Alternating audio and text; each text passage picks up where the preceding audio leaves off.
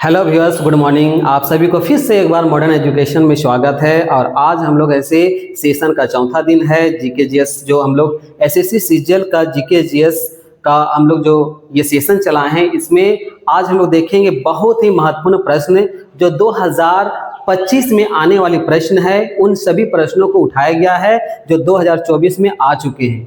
उनमें से आज जो पहला प्रश्न है जो बहुत ही महत्वपूर्ण है, लिखा हुआ है मणिपुर के निम्नलिखित में से किस शहर में जवाहरलाल नेहरू मणिपुर नृत्य अकादमी स्थित है।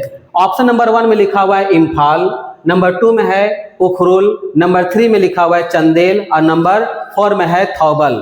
तो इसका जो राइट आंसर है इम्फाल। इम्फाल जो है मणिपुर में जवाहरलाल नेहरू मणिपुर नृत्य अकादमी स्थित जो है वह ऐसे इम्फाल में है। और इसकी जो स्थापना जो है 1954 ईस्वी में किया गया था। स्थापना कब हुआ था? 1954 ईस्वी में इसकी स्थापना किया गया था। और ये जो संगठन है, ये जो संगठन बनाया गया है, ये संगीत नाटक अकादमी का एक इकाई है। और इसका जो उद्देश्य है, क्यों बनाया गया है इसका, तो इसका उद्देश्य है मणिपुर जो नृत्य है उसके संस्कृति को बढ़ावा देना, यानी उसके कल्चर को बढ़ावा देना और संरक्षित करना। इसीलिए इस जो इम्फाल में जो बनाया गया है जवाहरलाल नेहरू मणिपुर नृत्य अकादमी, इसका जो उद्देश्य दिया गया है, इसका उद्देश्य जो है उसके जो संस्कृति है उसको बढ़ाना। और ये जो मणिपुर जो शास्त्रीय नृत्य है, इसमें भगवान जो कृष्ण है और राधा के बीच के जो प्रेम पूर्ण संबंध है उसको दर्शाया जाता है। और इसके जो अगर प्रतिपादक का नाम जाना जाए तो ये मणिपुर जो नृत्य शैली है उसके महान जो प्रतिपादक है जिसका नाम है सविता वेन महतो। क्या नाम? मेहता, सविता वेन मेहता, ये इसके प्रतिपादक हैं। और इसके अलावा जो है इसके जो जनक माने जाते हैं वह ऐसे गुरु विपिन नाम है। क्या नाम है उसका? गुरु विपिन। गुरु विपिन ऐसे ये जो मणिपुर नृत्य अकादमी है और मणिपुर जो शास्त्रीय नृत्य है इसके जनक माने जाते हैं।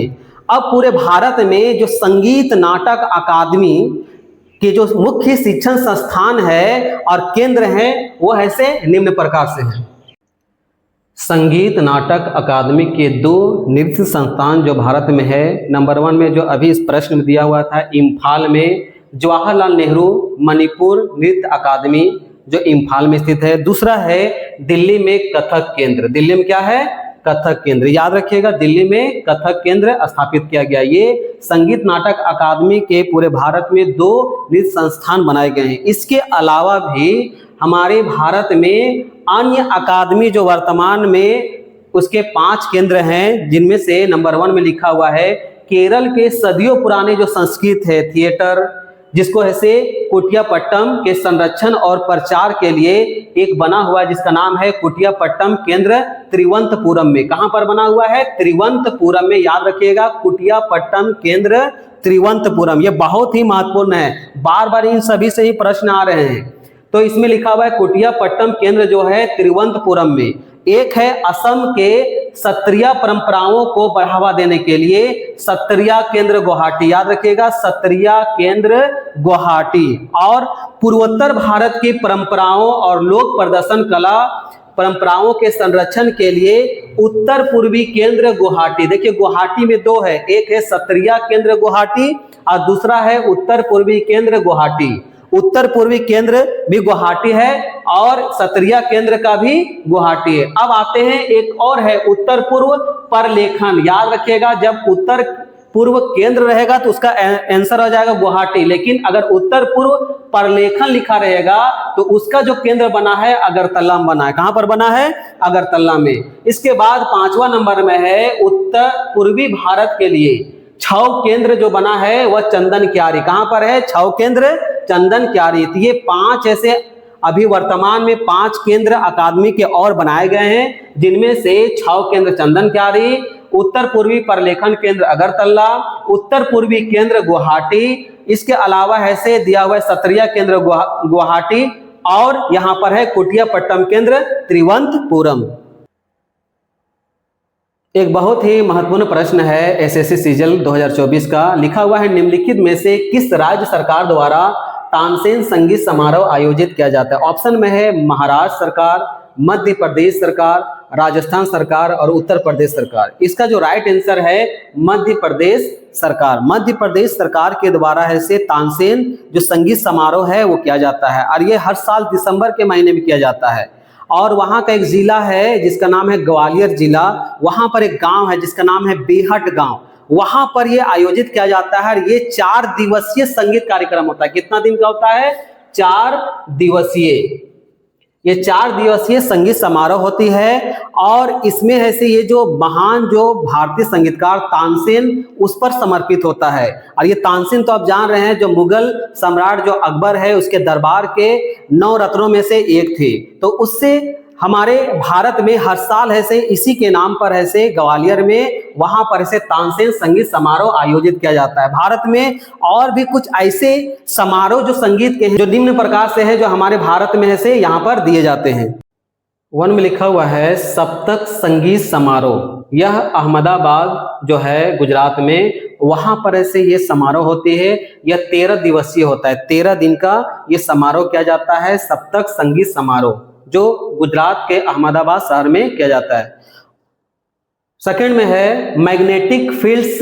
ये जो समारोह जो होता है संगीत के क्षेत्र में, यह से राजस्थान के शेखावटी क्षेत्र में जो अलसीसर महल है वहां पर ऐसे ये प्रोग्राम किया जाता है मैग्नेटिक फील्ड्स। ये 3 दिवसीय होता है। कितने दिन का होता है? 3 दिन का ये होता है। एक है हॉर्नबिल फेस्टिवल, ये नागालैंड में संगीत समारोह होता है। कहां पर होता है? नागालैंड में हॉर्नबिल फेस्टिवल। और एक है इकोस ऑफ अर्थ। क्या है? Eeco of earth. ये बेंगलुरु में जो कर्नाटक का एक शहर है बेंगलुरु, वहां पर ऐसे ये एक समारोह संगीत के क्षेत्र में किया जाता है जिसका नाम है इकोस ऑफ अर्थ के नाम से जाना जाता है। अगला क्वेश्चन स्क्रीन में है, लिखा हुआ है किस सरकार ने वर्ष 2022 में पंडित अनिंदो चटर्जी नामक प्रतिष्ठित ताल वादक को बंग विभूषण पुरस्कार से सम्मानित किया? तो कौन सी सरकार है? ऑप्शन में है असम, त्रिपुरा, पश्चिम बंगाल, झारखंड। तो इसका राइट आंसर जो है वो पश्चिम बंगाल है। क्या है?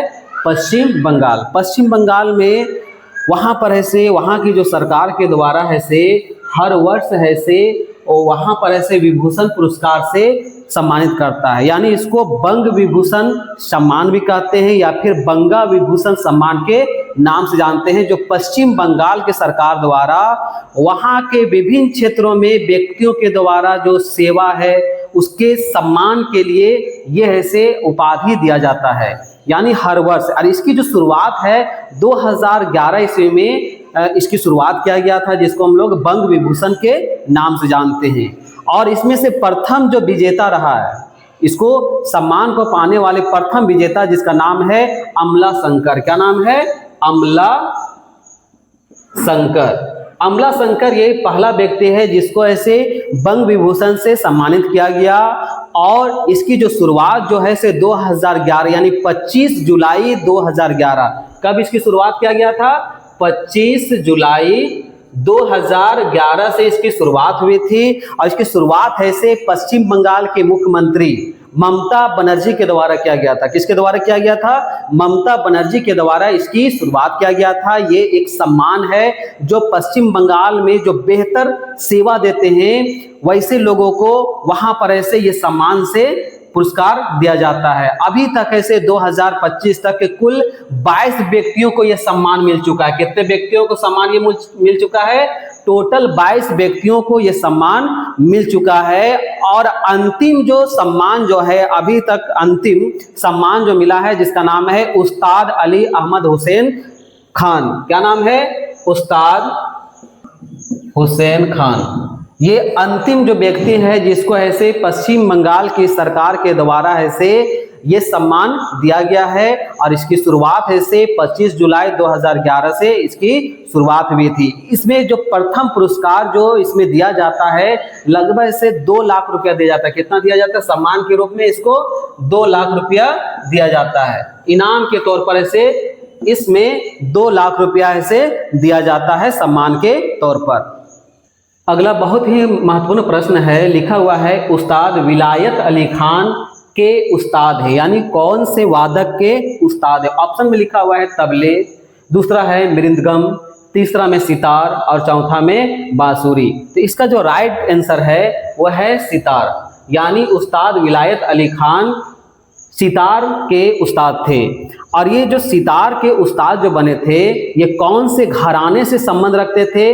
इसका नाम है इमदाद खानी घराना। क्या नाम है? इमदाद खानी घराना से ये संबंध रखते थे उस्ताद विलायत अली खान। और इसको 1964 में 1964 ईस्वी में पद्म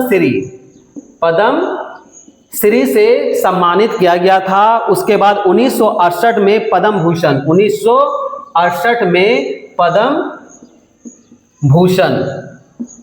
इसके अलावा ऐसे 2000 ईस्वी में इसे पद्म विभूषण से 2000 ईस्वी में इसे पद्म विभूषण से सम्मानित किया गया था। लेकिन ये तीनों जो पद्म श्री, पद्म भूषण और पद्म विभूषण, इन सभी को ऐसे लेने से मना कर दिया, यानी स्वीकार नहीं किया, क्योंकि उसको लगा कि मेरे साथ जो मेरा जिस वादक से मेरा संबंध है, हमें सरकार ने उस प्रकार के हमें सम्मान नहीं दिया। इसीलिए ये जो सम्मान जो मिला था 1964 में, 1968 में और 2000 ईस्वी में, इन तीनों सम्मान को वह ऐसे स्वीकार करने से मना कर दिया। अब आते हैं ऑप्शन नंबर 1 में लिखा हुआ है तबले। तबला के बारे में जानते हैं कि इसके जो एक बहुत प्रसिद्ध जो एक तरह से वादक है जिसका नाम है उस्ताद जाकिर हुसैन। तो उस्ताद जो जाकिर हुसैन है वह ऐसे उस्ताद अल्लाह रखा के बेटे थे। किसके थे? अल्लाह रखा के बेटे थे। इसको भी ऐसे उस्ताद जाकिर हुसैन को 1988 ईस्वी में पद्मश्री, 1988 ईस्वी में, कब की बात है? 1988 ईस्वी में पद्मश्री से सम्मानित किया गया। उसके बाद 2002 में पद्म भूषण से, 2002 में पद्म भूषण से, 2002 में पद्म भूषण से इसे सम्मानित किया गया था। 1988 में पद्मश्री से और 2002 में पद्म भूषण से सम्मान दिया गया था। किसको? उस्ताद जाकिर हुसैन को। अब आते हैं यहाँ पर ऐसे मृदंगम। मृदंगम क्या होता है? एक प्रकार का एक तबले जैसा एक लंबा ऐसे एक वादक होता है। और ये जो साउथ इंडिया है, दक्षिण भारत है, वहाँ पर इसका सबसे अधिक प्रयोग किया जाता है। और इसमें से कुछ महत्वपूर्ण नाम है, जिसका नाम है पाल घाट मणि अय्यर, एक है अमयालपुरम के शिवरामन। ये सभी क्या है? मृदंगम, इसके ऐसे प्रमुख ऐसे एक तरह से वादक में नाम आते हैं। अब नेक्स्ट में आते हैं बांसुरी। ये जो बांसुरी जो है इसके बारे में तो आप लोग जानते हैं कि बांसुरी के जो वादक को बहुत भारत को ऊंचाई तक पहुंचाने में पंडित हरिप्रसाद चौरसिया, क्या नाम है? पंडित हरिप्रसाद चौरसिया का बहुत बड़ा रोल रहा है। ये जो बांसुरी वादक है भारत में प्रसिद्धि मिलाने में पंडित हरिप्रसाद चौरसिया। और एक और नाम है जो हमेशा बांसुरी वादक में नाम आता है, जिसका नाम है पन्ना लाल घोष। क्या नाम है? पन्ना लाल घोष। पन्ना लाल घोष ये भी क्या है? बांसुरी वादक में प्रसिद्ध हैं। तो दो नाम आते हैं बांसुरी में जो बहुत ही प्रसिद्ध हैं, जो बांसुरी वादक को पूरे भारत में प्रसिद्धि हासिल करें, इसको विश्व स्तर तक ले जाने में इन सभी का रोल है, जिसमें से पंडित हरिप्रसाद चौरसिया और एक है पन्नालाल घोष। अगला बहुत ही महत्वपूर्ण प्रश्न है, लिखा हुआ है सितार वादक पंडित रविशंकर को 1999 में भारत सरकार द्वारा निम्न में से सम्मानित किया गया। ऑप्शन में लिखा हुआ है पद्मश्री, ऑप्शन नंबर 2 में लिखा हुआ है पद्म भूषण, नंबर 3 में लिखा हुआ है भारत रत्न और नंबर 4 में लिखा हुआ है पद्म विभूषण। तो सितार वादक पंडित रविशंकर को भारत रत्न से सम्मानित किया गया था 1999 ईस्वी में। कब किया गया था? 1999 ईस्वी में इसे भारत रत्न से सम्मानित किया गया। हमारे भारत का जो सबसे सर्वोच्च सम्मान है जिसको भारत रत्न कहते हैं, तो उसमें ऐसे अभी तक ऐसे 5 ऐसे जो संगीत के क्षेत्र में योगदान देने वाले लोगों को मिला है। उनमें से एक पंडित रविशंकर भी हैं। उनमें से 1998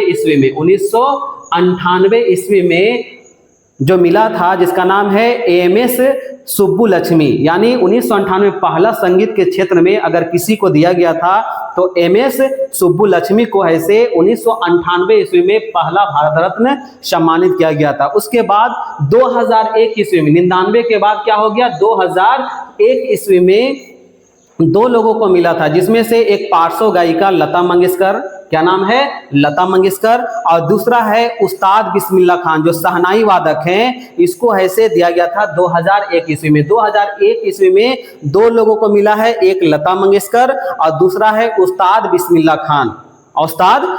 खान, जिसको ऐसे 2001 ईस्वी में भारत रत्न से सम्मानित किया गया।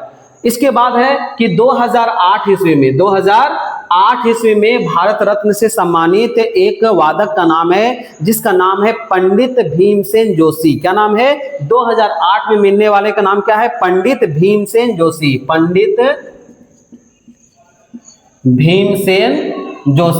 जिसको ऐसे 2008 ईस्वी में इसको ऐसे भारत रत्न से सम्मानित किया गया था। ये एक प्रकार से हिंदुस्तानी शास्त्रीय गायक के रूप में जाने जाते हैं पंडित भीमसेन जोशी। इस प्रकार से जो जिसका भारत रत्न का जो शुरुआत हुआ और 2024 तक अभी तक मात्र इनमें से 5 लोगों को ऐसे संगीत के क्षेत्र में योगदान देने वालों में 5 लोगों को ऐसे भारत रत्न से सम्मानित किया गया है।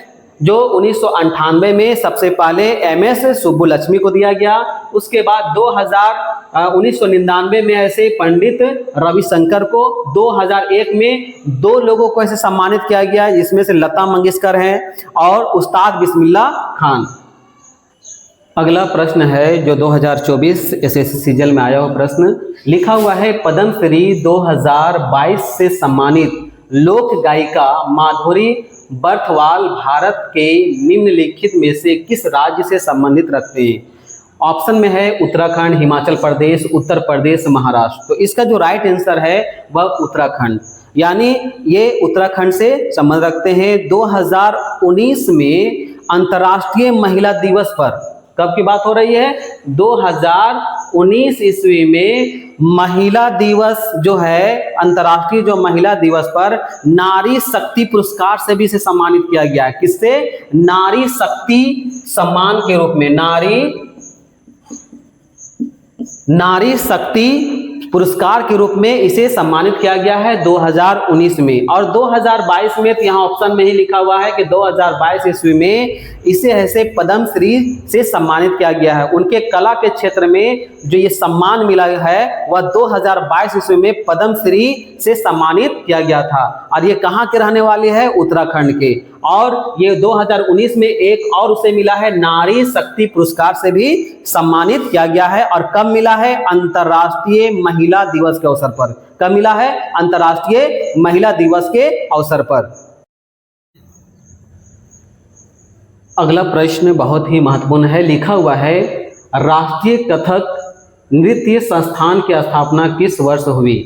ऑप्शन में है 1964, 1961, 1954 और 1969। इसका जो राइट आंसर है आपका 1964। ये क्या है, राष्ट्रीय कथक नृत्य जो संस्थान है जिसका स्थापना ऐसे 1964 ईस्वी में किया गया था। इसके प्रीवियस प्रश्न में भी हम लोग ऐसे इसके बारे में जान चुके थे कि पूरे भारत में 2 ऐसे जो संगीत नाटक अकादमी बनाए गए हैं, उनमें से एक मणिपुर वाला है और दूसरा में ये है 1964 में जो स्थापित किया गया नई दिल्ली में। और ये जो नई दिल्ली में स्थापित किया गया है ये राष्ट्रीय कथक नृत्य संस्थान के नाम से जाना जाता है, जिसकी स्थापना ऐसे 1964 ईस्वी में नई दिल्ली में किया गया है।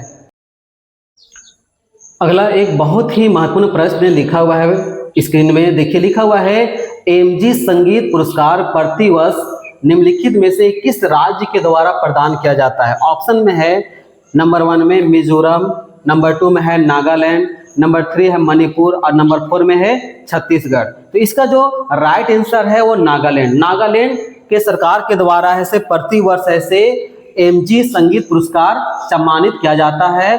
और भारत में बहुत सारे ऐसे राज्य हैं जो संगीत के क्षेत्र में पुरस्कार ऐसे सम्मानित करते हैं, जो निम्न प्रकार से हैं। संगीत नाटक अकादमी पुरस्कार ये भारत सरकार के संस्कृति मंत्रालय के द्वारा दिया जाता है। संगीत नाटक अकादमी पुरस्कार से 2 प्रश्न प्रीवियस में आ चुके थे, जिसमें से कथक का जो दिल्ली में उसका मंत्रालय एक तरह से ऑफिस बना हुआ है, और दूसरा है मणिपुरी जो पंडित जवाहरलाल नेहरू के द्वारा अकादमी बनाया गया है मणिपुरी। 2 प्रकार से तो ये संगीत नाटक अकादमी पुरस्कार ये भारत सरकार के सांस्कृतिक मंत्रालय के द्वारा ये पुरस्कार दिया जाता है। आगे है ताना रीरी पुरस्कार। ये ताना रीरी भी संगीत के क्षेत्र में दिया जाता है। ये गुजरात सरकार के द्वारा ये सम्मान दिया जाता है। किसके द्वारा दिया जाता है? गुजरात सरकार के द्वारा ताना रीरी पुरस्कार संगीत के क्षेत्र में बेहतर करने वाले को ये पुरस्कार प्रत्येक वर्ष दिया जाता है। एक है कालिदास सम्मान। ये भी संगीत के क्षेत्र में विद्वानों को दिया जाता है, वादकों को मध्य प्रदेश सरकार के द्वारा। किसके द्वारा दिया जाता है? मध्य प्रदेश सरकार के द्वारा है से एक कालिदास सम्मान दिया जाता है। एक नेक्स्ट में लिखा हुआ है राज्य संगीत विद्वान पुरस्कार। याद रखिएगा, राज्य संगीत विद्वान पुरस्कार जो है कर्नाटक सरकार के द्वारा दिया जाता है। किसके द्वारा दिया जाता है?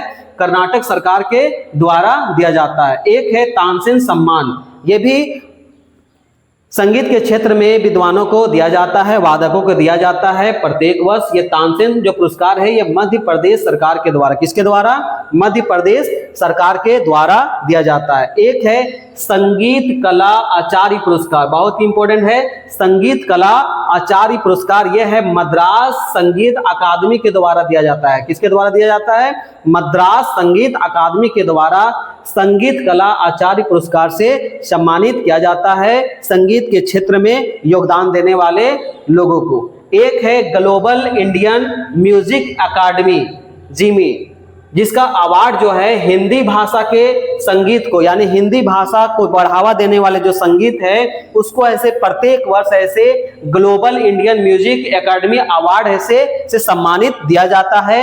इसके अलावा एक अंतर्राष्ट्रीय जो सम्मान के रूप में हमारे पूरे वर्ल्ड में ऐसे संगीत के क्षेत्र में जो दिया जाता है, जिसको हम लोग ग्रैमी पुरस्कार के नाम से जानते हैं, और ये पुरस्कार ऐसे संयुक्त राज्य अमेरिका के द्वारा ऐसे दिया जाता है।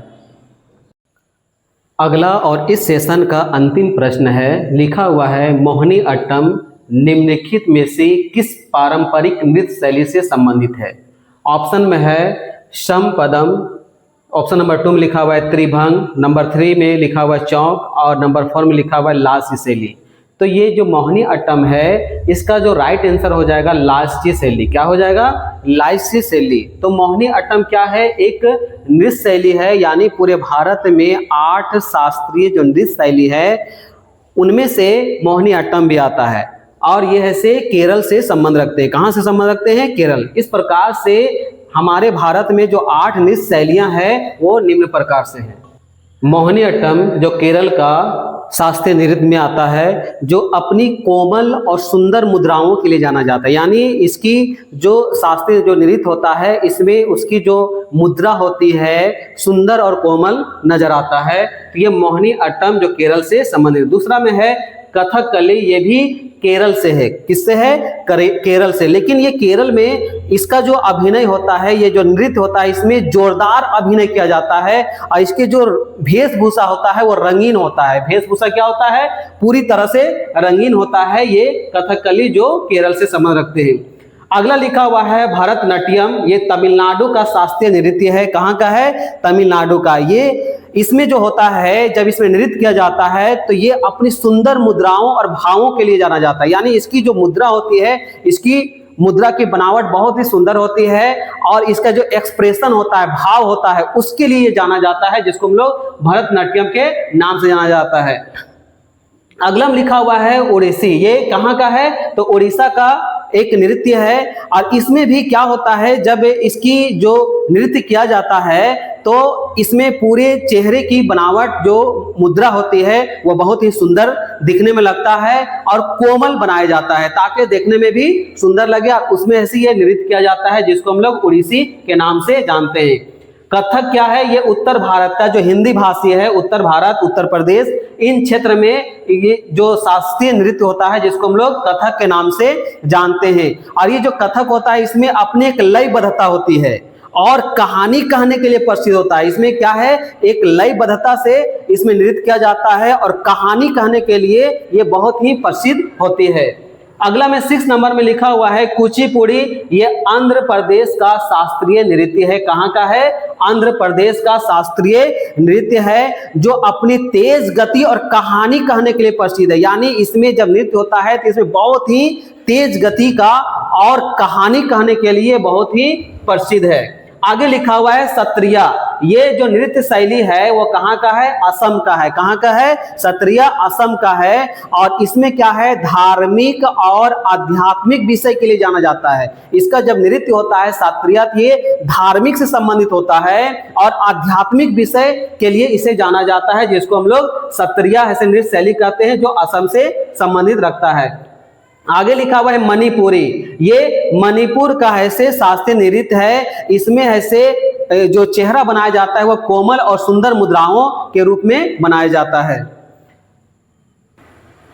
अगर आपको हमारा ये सेशन अच्छा लगा तो आप हमारे इस चैनल को मॉडर्न एजुकेशन को सब्सक्राइब कीजिए और अपने दोस्तों के साथ शेयर जरूर करें।